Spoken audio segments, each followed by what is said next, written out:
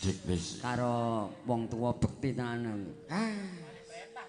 Garwane putrane jak kabeh. ini Sen. Pak dosen.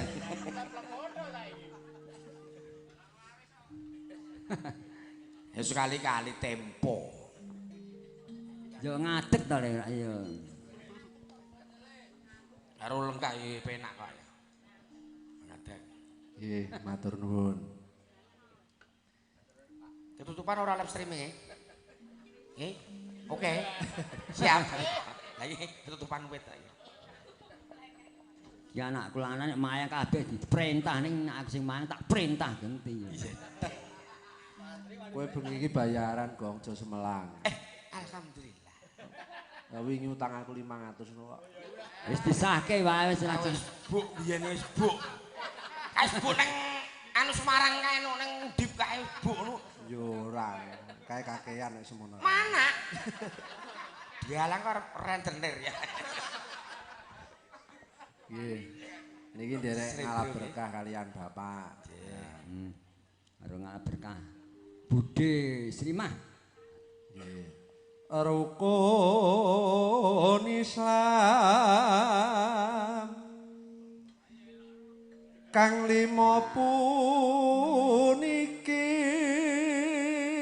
La ya elok. Dosen. Jane suaraku ndek men ya apik tak keke anak-anak tak dum-dumke kok. Nek tesih sae Bapak kula ya pun dangu banget mboten nonton Bapak ndalah. Nek swara niku kabeh sae. Ning ya enek unen-unen. Pendak wong kuwi mesti iso nyanyi. Ning ora pendak wong gelem ngrungokake. Oh iya. Masuk aku dhewe karo wong tuwaku. Akhir nyanyi mbokku muring-muring malah. Nenu katindakno mring para sasama. Niki mengke Mas Joko, Mas Rasa nggih diaturi bawa. Oh nggih. Mas Rasa munggah aku meh mulih. Mas Dolo ki suwantene nggih sae. Aku ki diuling karo bojoku anu Mas apa gawane sego goreng ya oke. Sego goreng sak do tutup iki. Sak do tutup pribat. Tole Sudres karo Tole Sumantri karo Tole Catur lho iki Pak Lurah Karyoso, Pak Lurah Sudres lho. Wis pesen umroh bareng aku lho, gratis. Siap. Ora ngedit pesen terus. Pak Lurah garane Mbak Yu Cuplik. Zaman metenge mbok edolong mbok wedok kuwi.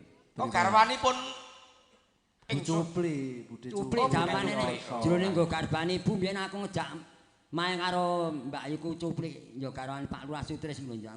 Nanti bojoku tak kebuki wetenge isune lahir tak jenengke Cuplik ya tenan karo wedok tak jenenge Cuplik tenan padha karo asmane Mbak Yu Cuplik Karyoso. Ning ngono kuwi malah nek jenengke anak ki aja padha karo wong. Iya, lah ngapa? Nek kepethuk jagong wong loro diceluk Cuplik loro karo noleh kok. Ngadeg kabeh. Lah kuwi nek masalah jagong, nek nganti nyumbang amplope cuplik. Lah nek ndek utang ra nyaur lho ngentek. Monggo cuplik kono kuwi arep nyumbang 700. Cuplik kene nyatus mamane kan. Lah iya. Nah aku sih beneran bae ta. Oh jeneng kok ngeplek karo kae. Aja padha ditinggalke. Wah, rokok ya enak tenan. Rukun Islam puniku Syahadat syahatate kang angka siji.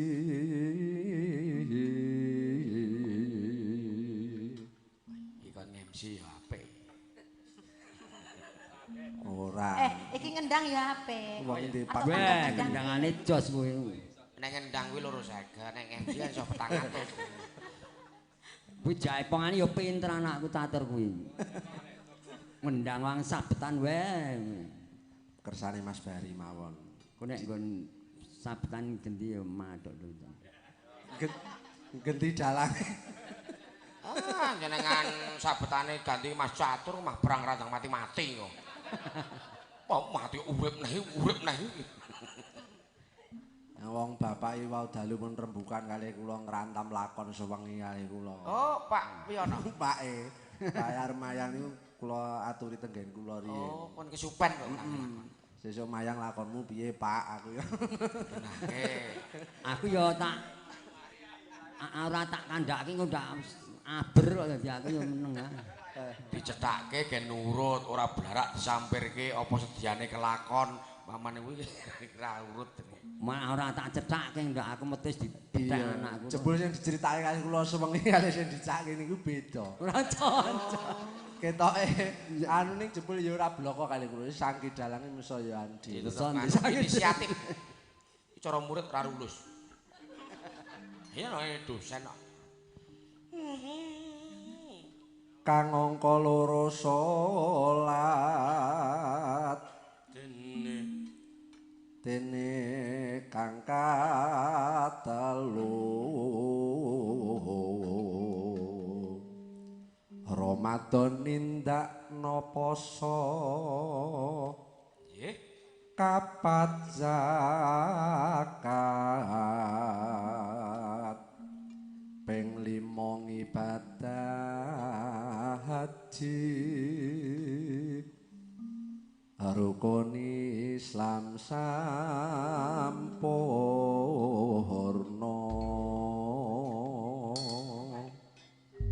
Kur pepeling. Monggo pepeling. Sinambi lenggah kemawon. Matur nuwun. Matur nuwun Mas dosen Catur Nugroho. Anak kula nang mayangi tak tiru kae sing robyong-robyong soto. Bocahe robyong tumpaking wong ya tak tiru. Robyong-robyong suto. Iki pelajaran dek bengi mbok amonge rung Mas Catur. Robyong-robyong suto. Ayo Ini malah wis ngerti kan. nek bapak Ada soto robyong. Rambut rambut dawa gondrong, untung tek ompong, di bojo ayu moblong-moblong tinggal jagong kelone wong. Tak tiru sing ngunir sing ngapangan tek ning kolah pirang-pirang dino.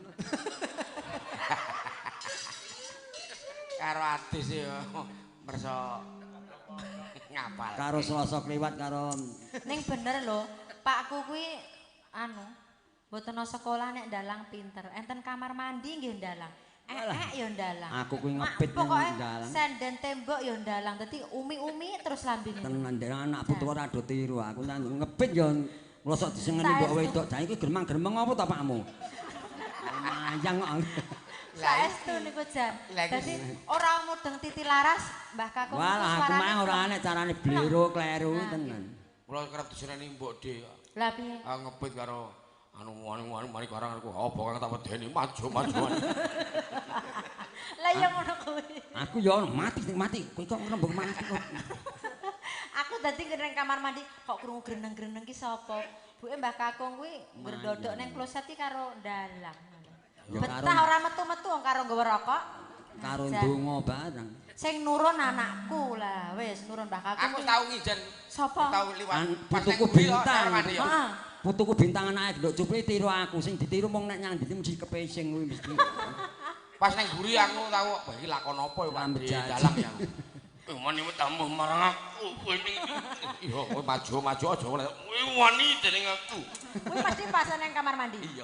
Pas ngopo coba? Perlu kita. Ya tang mati-mati. Ya wis ngono kuwi mau. Nek wayange guyu aja mbok tiru nek ndi-ndi nek kancane guyang-guyu mandane wong edan. Pepeling, semoga dados.